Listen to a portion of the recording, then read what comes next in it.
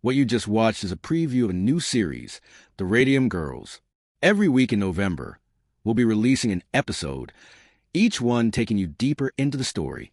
Episode 1 will premiere in November. And if you're watching this now, thank you for being part of our journey. When we started working on this series, we knew we had to do it right. And with an incredible voice.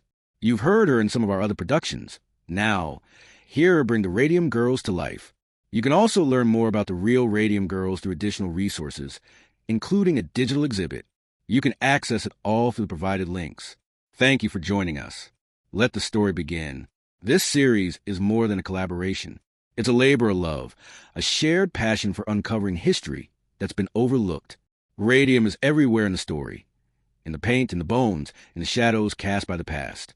You find a visual artist who can create something breathtaking. Meet Carolina. She worked closely with our team to develop the look of the series, combing through historical records to make sure every detail was perfect, down to the style of dress and the shape of the factories. So, we got experts to help us find and analyze primary sources, everything from medical journals to vintage advertisements. We wanted to see the world through the lens of science the same way the Radium Girls did. But telling this kind of story comes with a challenge. How do you make the unseen seen? And finally, how do you bring all of this to life? We hope you enjoy it, and if you do, please share it with friends and family. They glowed.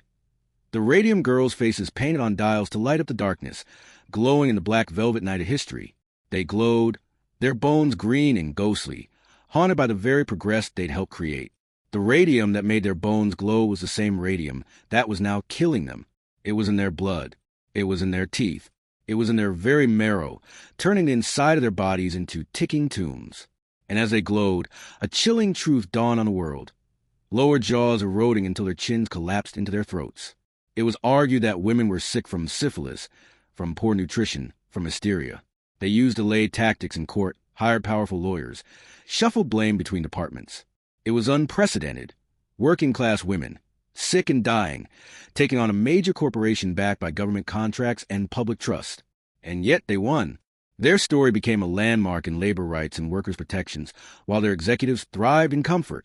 The girls coughed blood in tenement rooms, their lawsuits stalled by bureaucracy and greed. By 1928, their bodies were ticking down, and yet they had carved something permanent into history. Their glow, once sold as novelty, had become illumination of another kind, the truth behind industrial silence. The courtroom was not where justice was found. It was where the cost of silence was measured. Ankles twisting from mere steps, pelvises shattering under their own weight. They were collapsing inward, becoming fragile statues hollowed out by betrayal.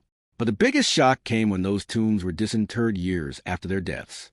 When their coffins were pried open, and the world saw what lay inside, those corpses didn't look like corpses. They looked like relics. They were radioactive. But she, along with other girls like her, Edna Huss, Catherine Shaw, Keena MacDonald, Albina Larice, continued to testify from wheelchairs, from hospital beds, with crutches, splints, and fading breath. They described their jobs, the lip-pointing, the pain, the denials, the knowledge that they had been used, fed to the altar of progress. Dr. Harrison Martland, the doctor who first identified radium poisoning, examined the bones of the deceased dial painters and found terrifyingly high concentrations of radioactivity. The dose, he realized, came simply from painting dials. And then he understood the horror. The radium had replaced the calcium in their bones, atom by atom, and now those atoms were decaying from within. It was like the Grim Reaper had gone to art school, learned to paint dials with glowing bones, then returned to collect his payment. The women, meanwhile, were crumbling from the inside out, bones breaking, joints fusing, then fracturing. And thus Radium, the company that employed them, still denied everything. They claimed the science wasn't settled. Grace Fryer, now the face of the battle, could no longer walk without assistance. Her spine had begun to compress from within. Finally, in 1928, the Radium Girls case reached national attention. But for most of the women, the victory was hollow. It is October 25th, 1932. Eben Byers is dead. The press has a field day. The self-proclaimed lone wolf of Wall Street expires from radium-induced jaw rot and organ failure. Hundreds of people across the country have fallen victim to radium poisoning, lured in by false promises of health and beauty. And in the end, it took Eben Byers, one of the richest men in the country, to sound the alarm. Despite overwhelming evidence to the contrary, corporate-sponsored scientists refuse to testify, but the public is growing weary. The glow, once celebrated, now sends shivers down their spines. Soil samples showed elevated radiation levels decades later. In some cases, entire lots were deemed uninhabitable. Ottawa, Illinois, faced similar challenges. The Radium Girls' light had reached further than anyone expected. Their story began appearing in labor law textbooks, in occupational health seminars, in feminist history courses. For once, the world didn't forget. Their names resurfaced not just in legal documents, but in plays, documentaries, and eventually books. Decades after their deaths, the first public memorials were created. In 1980, a plaque was unveiled in Ottawa, Illinois, honoring the women who had worked there. It was modest, easy to miss, but it marked a turning point, a formal acknowledgement of what had been denied for so long, that these women were not expendable, that they were not anonymous. They were pioneers, suffering ones, but pioneers nonetheless. Even in death, they had kept illuminating the truth, and perhaps in some cosmic irony, their glow had done what no warning label could. It had revealed the danger, made impossible to ignore, turned the night sky at American progress just a little dimmer. Their bones still whisper. And finally, the world began to listen. Construction projects disturbed contaminated soil, leading to renewed fears among residents. Children played on grounds that had once housed radium operations. Schools and homes were built where luminous paint had once spilled onto factory floors. He consumed 1,400 bottles of Radioactive, a popular radium tonic. The slogan on the label, "A cure for the living dead." It's not an exaggeration. By the end of his life, he was literally one. But Eben Byers was not the only one. In 1932, the FDA seized 3,000 bottles, and a year later, the company that made it, the U.S. Radium Company, filed for bankruptcy. Radium behaves like a molecular saboteur. Once inside the body, it mimics calcium and infiltrates bones, emitting alpha particles for years, sometimes decades. It has a half-life of 1,600 years. In practical terms, it means that the women who ingested it will die with it still inside them, barely weakened. The legal battles were over. The science had spoken, but something lingered. Workers at the radium processing plant were dying of radium-induced cancers. The glow was literally killing people, but the industry fought back. Chemical companies spent millions on public relations campaigns. Scientists were paid to downplay the findings. Memos revealed a concerted effort to minimize panic, and they feared not just lawsuits, but loss of control. The factories were gone, the billboards taken down, but the soil remained contaminated. The radium was not just in the ground. It was in the water, in the homes, in the schools. Residents were terrified to rebuild. Children could not play outside. Homes were abandoned.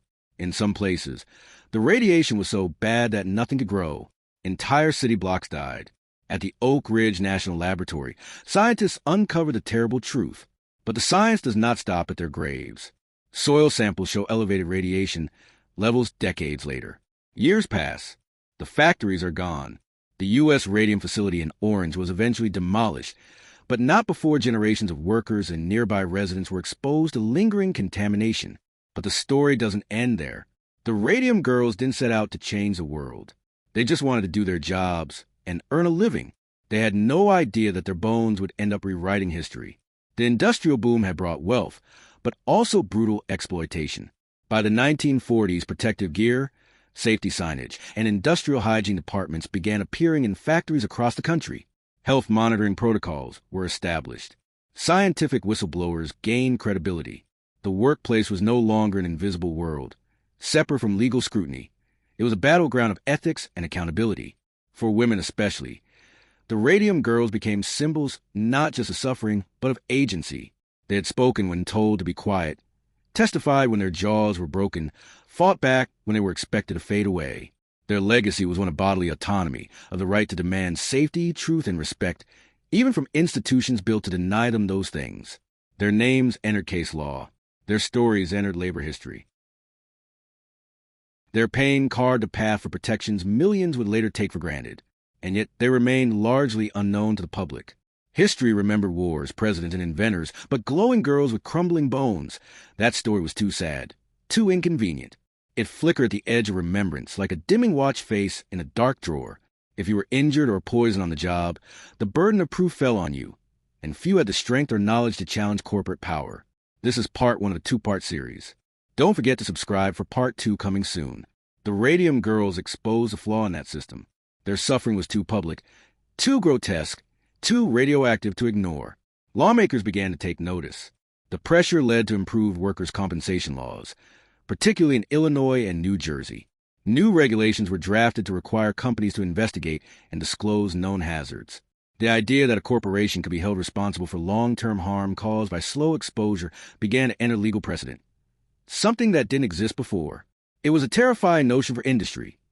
If companies could be sued for harm that manifested years later, then no business using dangerous materials was safe from future liability. And that meant money, lots of it. But instead of fighting new protections, many businesses quietly shifted tactics. They began investing in public relations, corporate image building, and behind-the-scenes lobbying. Still, the Radium Girls had changed the battlefield.